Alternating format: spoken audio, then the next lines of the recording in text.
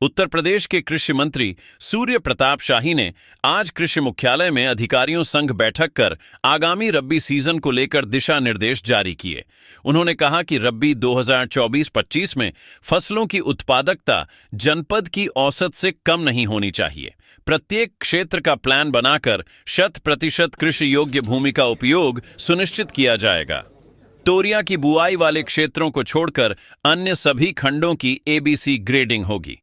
सभी खंडों में हरी खाद व जिप्सम के उपयोग पर जोर दिया गया। ब्रीडर बीज उन्हीं क्षेत्रों को मिलेंगे जहां उत्पादकता सर्वाधिक है।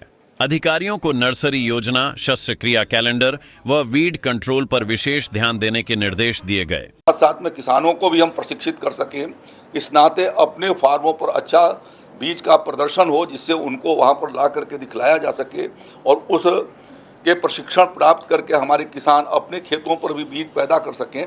इस नाते यह एक हम लोगों ने प्रयास किया है। तो ये खरीफ के गोष्ठी से ये कार्यक्रम आज हमारी ये बैठक हो रही है और इसका और आगे जैसा मैंने आपको बताया कि अभी अगले हफ्ते हमारे सभी अधिकारी जो यहाँ मुख्यालय पर रहते हैं अलग अलग जनपदों को जाएंगे, वहाँ पर बैठ करके ये पूरी रणनीति तैयार करेंगे।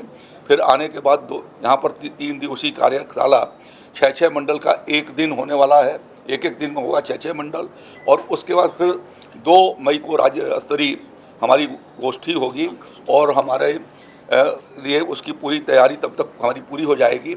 इस समय तक लगभग 20 जिलों में हम लोगों ने 5000 कुंटल के करीब हमने ढैंचा बीज वहाँ पर उपलब्ध करा दिया है।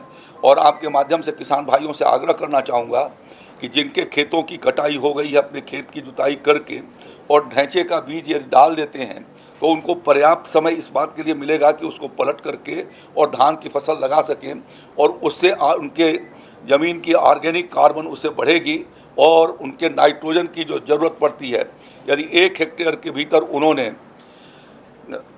4 फीट का यदि ढैंचे के बीज को पलटा तो लगभग 80 किलो उनको नाइट्रोजन वहाँ से प्राप्त हो जाएगी। तो उससे उनका खर्चा भी बढ़ेगा और ज़मीन की ताकत भी उससे बढ़ेगी और DAP की जो परत ज़मीन में पड़ी हुई है वो भी कुछ कमज़ोर होगी, जो जाकर के अगले फसल में फास्फेटिक का भी प्रभाव अगले फसल में जाकर के दिखाई देना शुरू होगा। इस नाते मैं आग्रह करना चाहूँगा अपने किसान भाइयों से कि जल्दी ही 1 हफ्ते के भीतर सभी जनपद के भीतर हमारा ढैंचा बीज पहुँच जाने वाला है और हम लोग इस साल 25,000 कुंटल ढैंचे का बीज अलग अलग जनपदों में अलग अलग क्वांटिटी के हिसाब से पहुंचा रहे हैं। हमारे सभी विकास स्तर के जो हमारे विक्रय केंद्र हैं वहां पर ढैंचा बीज उपलब्ध होगा। किसान भाई उसको वहां से ले सकते हैं। 50% अनुदान पर हम उनको ढैंचे बीज सुलभ करा रहे हैं। धन्यवाद।